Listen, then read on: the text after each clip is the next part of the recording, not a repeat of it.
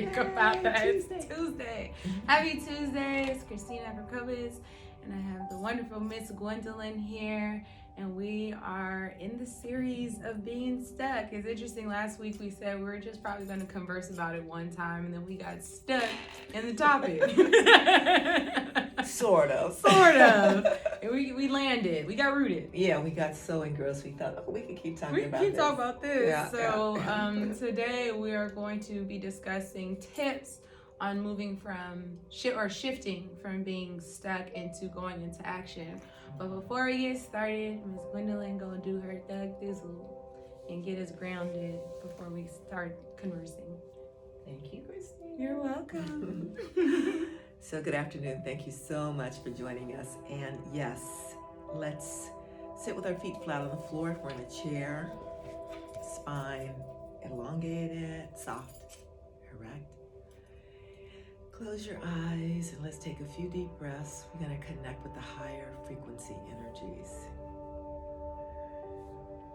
So let's take a deep breath in and exhale. Another. And exhale. One more. And exhale.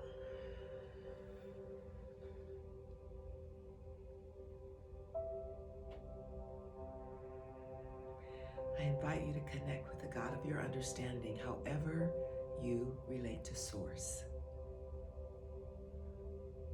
Deep breath in. Exhale. Let's connect with our higher sacred self, recognizing that we're more than simply physical bodies.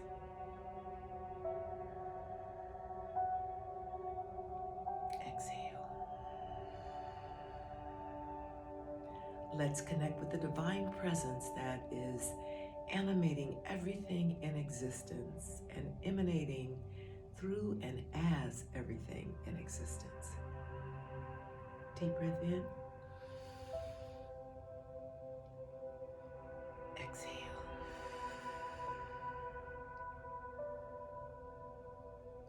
Let's connect with our ancestors. Feel their prayers, feel their energy, feel their hopes and their dreams. Feel their support. Deep breath in. Exhale.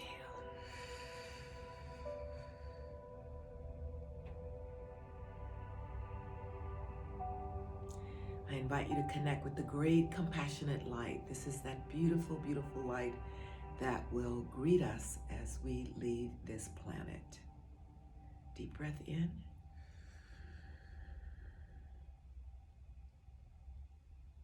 Exhale.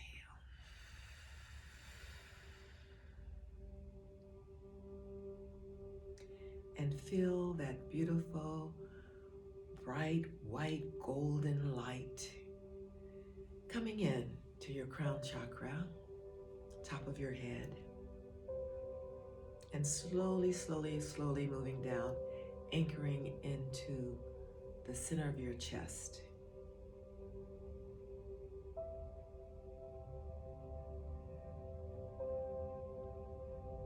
And just allow yourself to be connected with and grounded in that energy as we move forward today.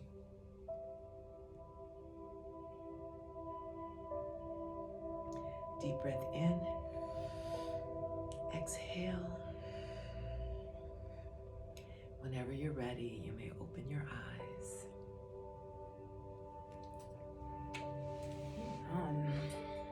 I know we say this every week, but I thoroughly enjoy that.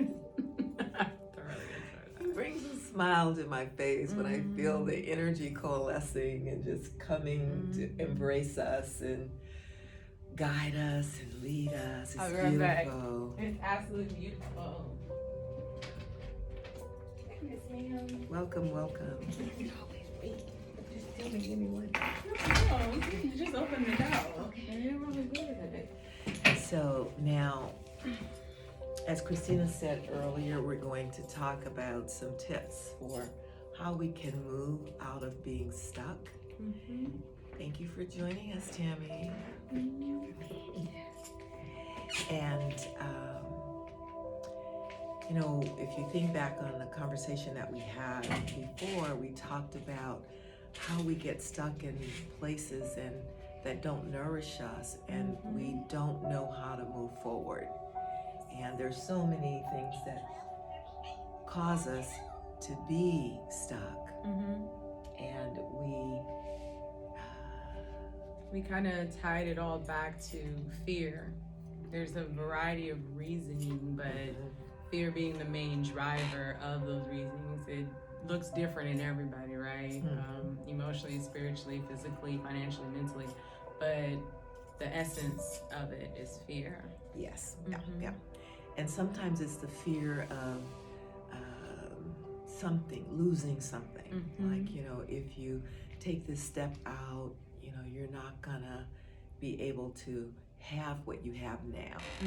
It might be in a relationship, it might be in a job, it might be a project you're working on. Yes.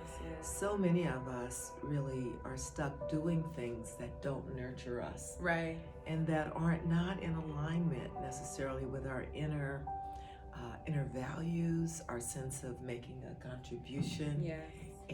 But we feel like we need the security. And security is one of the needs of the self. So there's no question about that.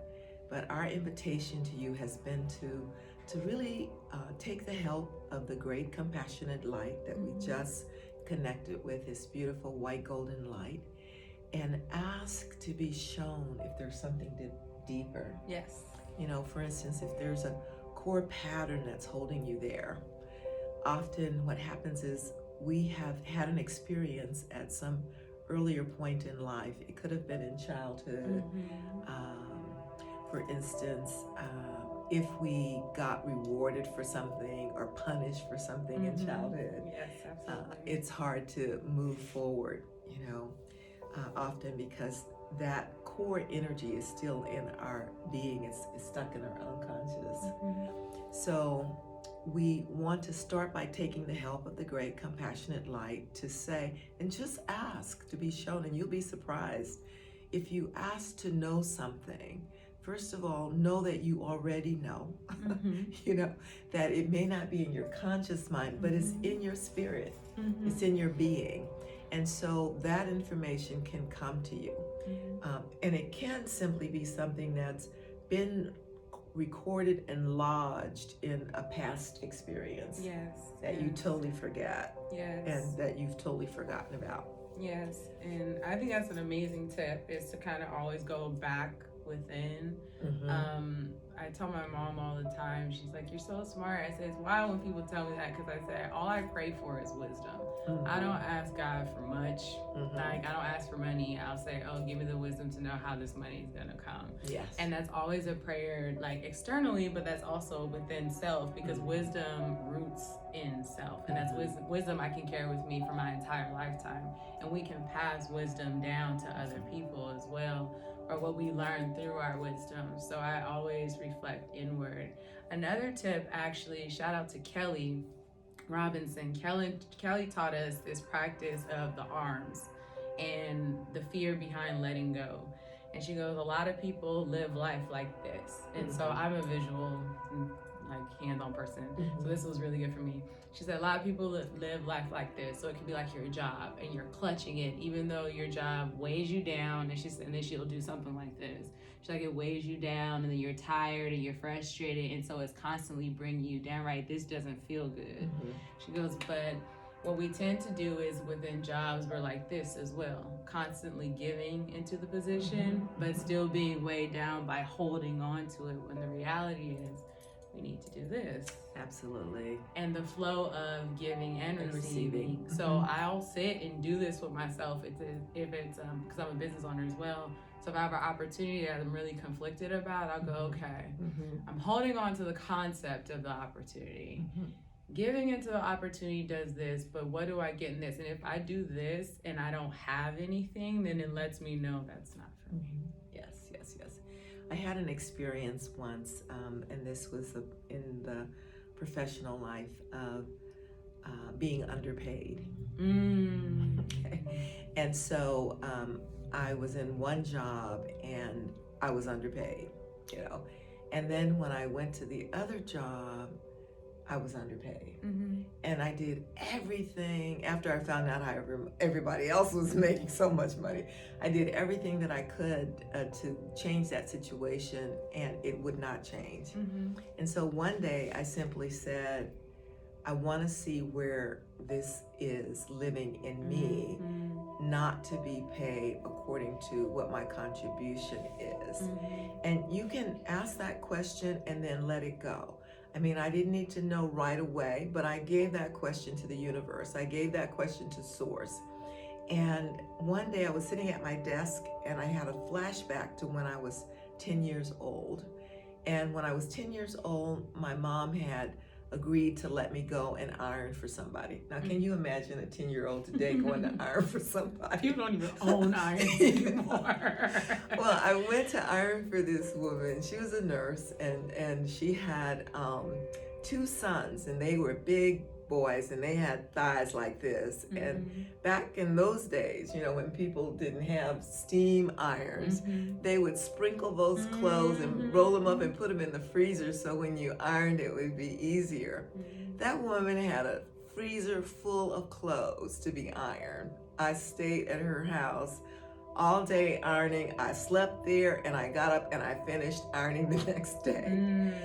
And when she got ready to pay me, she offered me a $20 bill. And because of the way my parents had raised us, I said, "Oh, that's too much." Now, what I really wanted her to say was, "Oh, no, you've earned this. Keep it, you've earned it." But no, she took the $20 back and gave me 10. And I was so hurt and so not powerful. I was powerless in that moment because I did it to myself, but I'm a kid, right? And I'm expecting the adult to do the right thing. But this got lodged into my consciousness and my unconscious mind and my psyche, and that was the core that was keeping me underpaid. Yeah, you were waiting for other people to validate your value. Exactly. And so then what happened is when I saw that, I picked up the phone and called my mother, and I said, I want her phone number. She owes me $10. This was some 40 years later, right. 30 or 40 years later. And then I talked to my mom about how that, conditioning about not expecting to be paid for everything, not always looking for money, how on one hand it had value, but on the other hand, it was a disservice. And so it was really funny though, because as I was talking to my mom, she actually fell asleep. I heard these snores coming in over the phone. And I realized in that moment that this was not a lesson for her. This was a lesson for me. But once I saw that and I was willing to claim, what I was owed, I experienced the most magnificent opening. And in 13 months, I was promoted twice and tripled my salary in a 13-month period. And so when I say that, sometimes we know what's happening on the surface. We know, for instance, that I'm not being paid according to what I should be paid, or I'm not being treated according to the way I should be treated, or my ideas are not being respected the way that I think they should, or somebody else is taking credit. So I think in those situations that it's always useful to go inside and ask to see, where does that live in me? Why? And we talked about it, Christina, last time, like the inner world. The outer world is always a reflection of the inner world. And some of it we know and some of it we don't know. And so we have to keep going inside to get the information that we need. Yeah, and that's why I love the arms practice, because it makes me have to sit there and be like, well, why am I holding on to this? Like, not is the opportunity good, because that's always the outer world, right? Well, it's a good opportunity and it's this and it's that. And I'm like, but if it was all of that and it was in alignment, I would feel that. So what is keeping me internally from feeling that? And one of the biggest things I learned as a business owner is I never had anything growing up. I'm the oldest of 7 kids. My needs were always last. So we have this joke, my mom and I can joke about it now, but she would say, are you breathing? Are you bleeding? Are you breathing? Are you dying? If I was like, no, I'm not dying, yes, I'm breathing, and no, I'm not bleeding, she goes, it's not important. Yeah. And so my needs were always put on the back burner. So when I have opportunity, I'm like, mine. Because I never had mine growing up. And now as an adult, I do. But as like mine, well, it's mine. It's my opportunity, because if it wasn't my opportunity, it wouldn't be here. And then my mind goes down into these realms of justification as to why I hold on to stuff, especially when it comes to money. And as a business owner, that's the fastest way to burn out, is taking every opportunity and thinking it's yours, when the reality is there are opportunities that are specifically aligned with what you do and who you are. And so I've had to do the arms exercise with opportunity and go, okay, if I do this opportunity, this is what this looks like from the inside out. And then you had a tip earlier, which is writing down. I love Venn diagrams and journals. I literally have journals full of opportunities that I sat and write down. I'm like, okay, this is the giving of the opportunity. What is the receiving? And if I don't see it in a line to my inner world, or within the inner world of Empower Soul Studios, you know, with brand therapy and all that, then I'll go, okay, that's not an opportunity for me. That's a really important point, because I recall another experience of going after a contract, you know, when I had my PR firm some years ago. And I was determined to get that contract. So I went in there and lowballed the bid, right? Now, that's always bad for everybody. It's bad for you, it's bad for the system, it's bad for everybody else. And the people really wanted their friends to have that contract, you know, so they made my life miserable every step of the way, you know, when I had that contract. And so what I recognized at the end of that process was that wasn't for me. And it would have been fine for me to let that opportunity just pass by. It ended up costing me money instead of my making money. Probably mental health too. And mental health too, you know, because I'm like, oh, these people, they're just not going to accept anything. They're not going to be satisfied with anything. No. So all of the time, you know, we are invited to really look inside and see like what's motivating us, what's driving us. And if you find yourself really stuck, for instance, in a situation, you can start by really writing down, making notes about it. What is good about this situation? Where do you feel in alignment? Where do you feel out of alignment? And allow yourself to recognize when it might have been a great opportunity for you when you started, but maybe you've outgrown it, you know. That's a recent revelation of mine. Yes, and that's the beautiful thing about growth too, is that we're supposed to outgrow. And I think we kind of, you know, talk about being stuck. We always framework outgrowing things as from a very personal perspective when it shouldn't be that. I was telling a friend the other day, I said, yeah, there's certain behaviors I do not tolerate from my friends, and then you're not my friend because I'm above that behavior. She's like, no, you're not above that. I said, no, slice it however you want to. But Christina's inner world operates in a very healthy way. And if you choose to operate your inner world in the way that you operate, yes, I am above the behaviors that you exhibit, but then we want to say here, well, this is how they are, and then start this whole justification process rather than calling a spade a spade. And I know you probably have a healthier way of saying this, but I'll straight up say, no, yeah, I'm above you and all that you got going on today. Now, if that's how if it shifts and changes, great. There's the door of opportunity is always open for you, but I have outgrown this.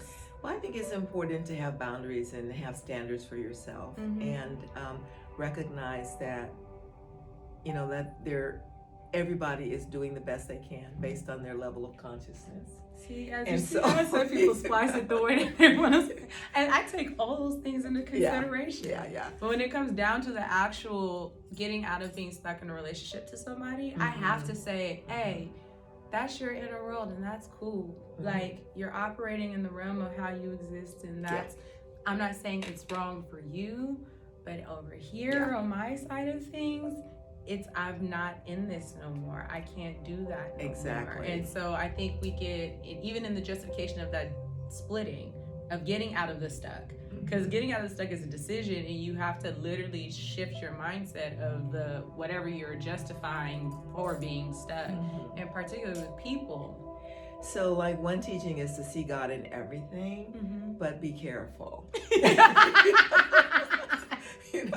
Because, God is in everything. Yeah. God is in the tiger. But, like, if you embrace the tiger, you're going to get mauled. I don't know about that, So, recognize that common sense is always important in the process as well. And so I think that it's a good idea to really have clear ideas about what works for you and what doesn't. And also, being compassionate with people in the process. It's like, I'm not better than you. I'm just doing something different. And this is what works for me now. It's not you, it's me. I do it all the time. I'm like, it's not you, it's me. Yeah. Christina's operating in this way right now, and I can't align with you in this. I actually did this week. I told my friends I'm off my personal social media. Do not send me no memes, no videos, no photos, no nothing. I don't want nothing. I'm eliminating distraction right now in order to focus for my own personal and professional growth.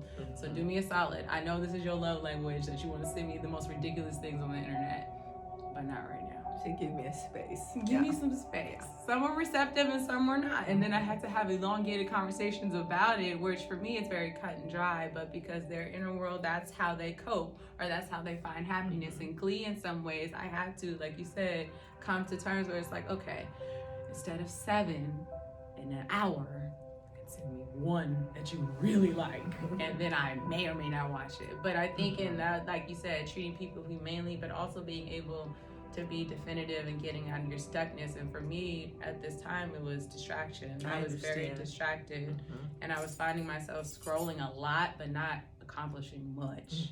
And so I was like, okay, if this is my inner world battling each other for a certain objective for myself, something gotta give. Okay.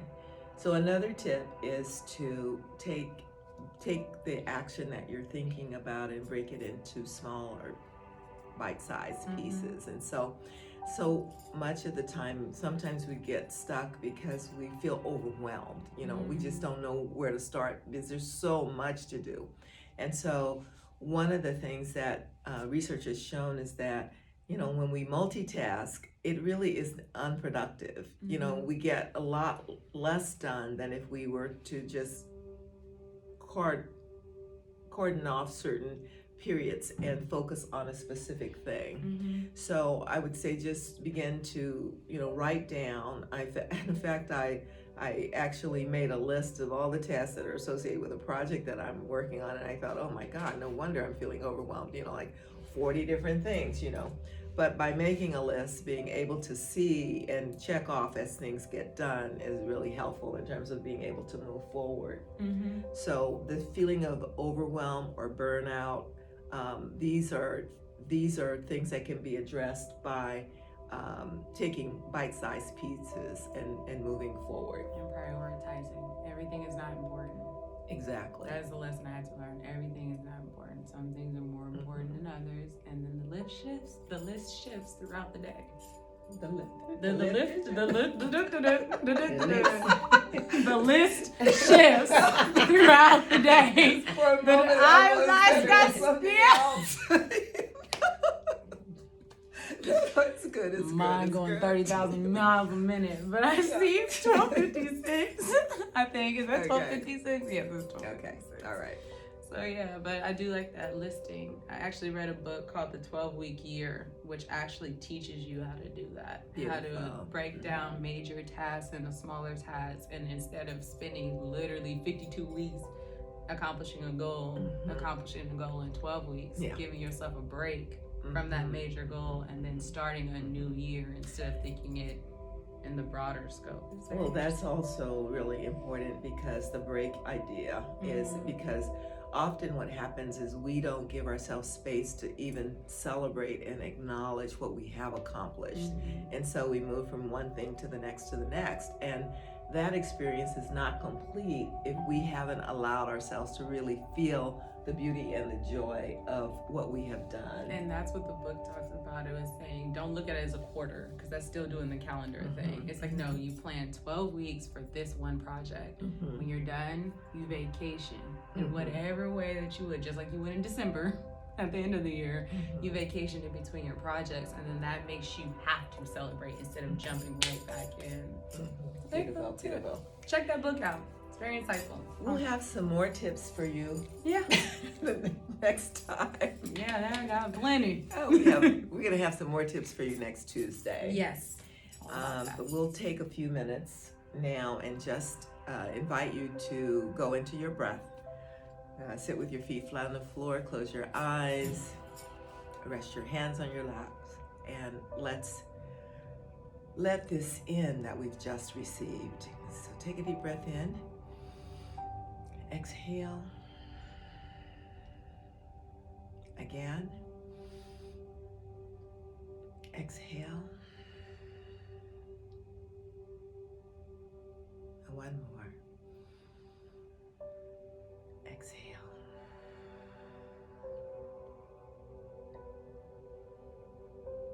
And just see yourself getting free, taking the steps necessary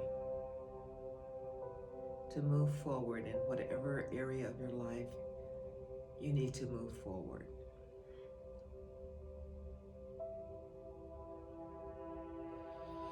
A deep breath in and exhale.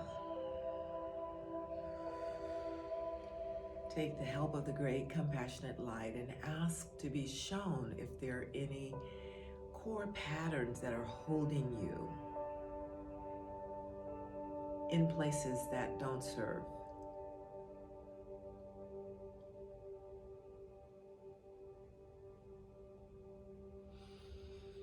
Exhale. And ask the great compassionate light to not only show you, but to help you release those patterns.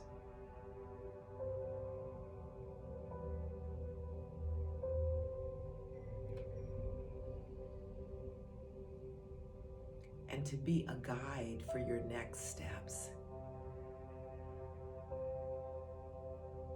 Give you real clear inner guidance.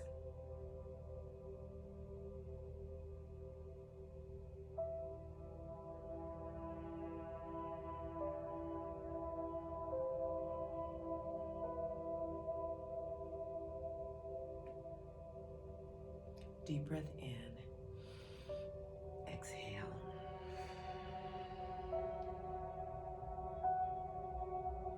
Know that all the resources that you need are within you.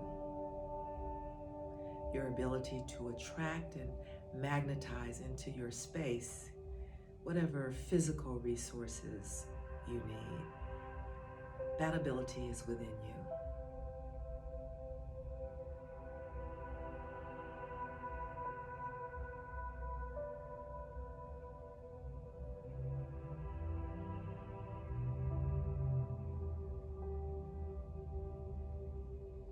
Deep breath in.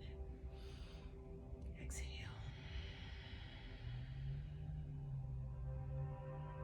So recognize it, claim it, open to receive the guidance.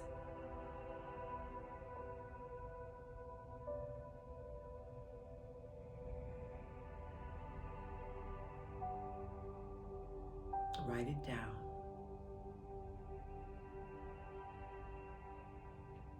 And take small actions that will move you in the direction of your goal.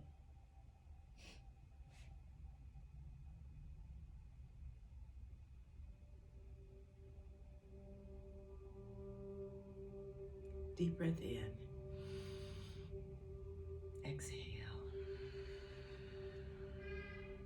Bring your hands together in the Namaskar Mudra, the prayer mudra at your heart center. As we give thanks to the God of our understanding,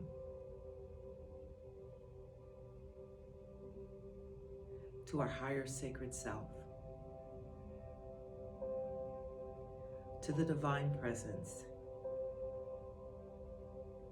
to our ancestors, to our teachers and guides, and to the great compassionate light.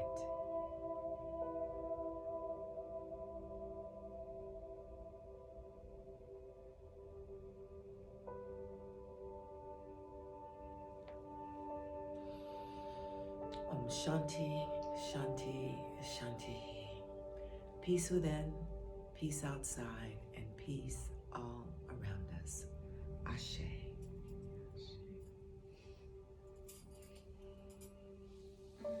Beautiful, beautiful, beautiful. So Thursday, we have full meditation on what we discussed in terms of shifting from being stuck